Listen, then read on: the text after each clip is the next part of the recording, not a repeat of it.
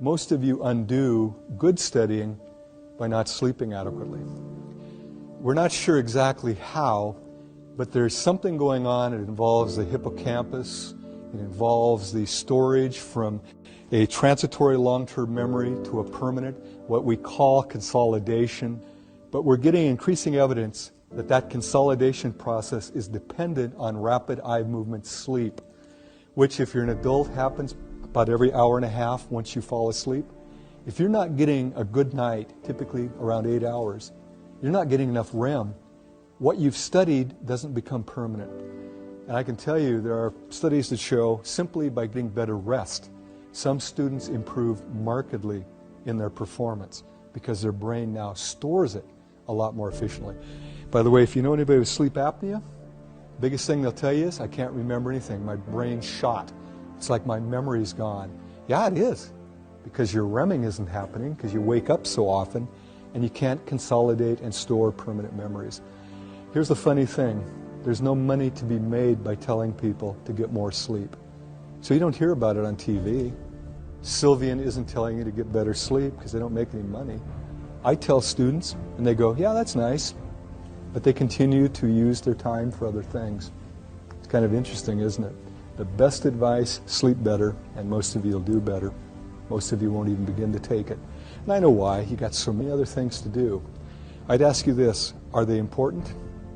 Is studying and learning the most important thing you're doing as a student? If so, maybe you need to give up some of the other activities. I have students tell me, I don't have enough time. There's 162 hours in a week? We all have the same amount of time. Marty has no more nor less than anybody in this room. The real question is, what do I do with my 162 hours? What I want to do is show you graphically what I'm talking about. Let's say this is efficient studying, and I know there are no numbers there, but higher means more efficient, lower means low or no efficiency. And this axis, we're looking at time. Here's what happens for the average student. For her, 6 o'clock in the evening, after her supper at the residency dining hall, she plopped herself down at her little study area and started studying. But here's what happened. By about 6:30, she was in a major slump. But what was her goal? To study 6 hours. So she continued to sit at her little desk and stare at pages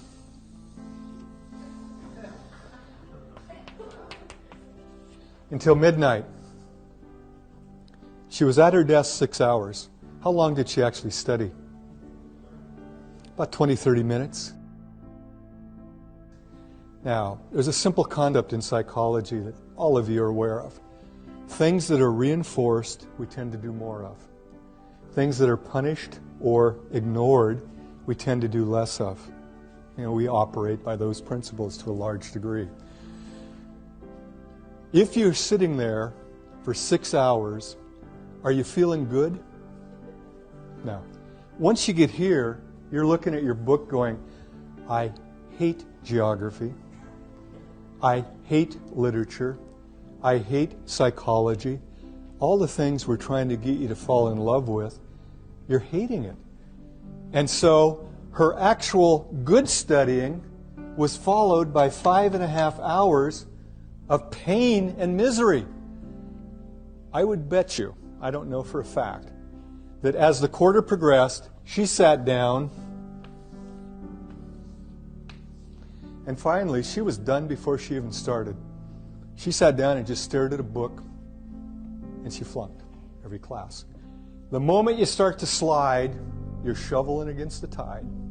What you need to do is what? Take a break. And here's what's cool about it. You can study for a half hour. It doesn't take a half-hour break to recharge your batteries. For most people, about 5 minutes.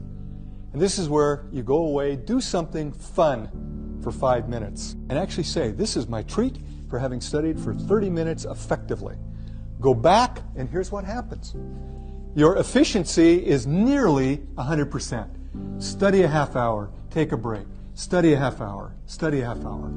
Now, had she done that over a course of 6 hours, she would have got about 5.5 hours of serious studying and about a half hour of total break time. شبکه دانشگاه تهران، شبکه حکمت و فرزانگی.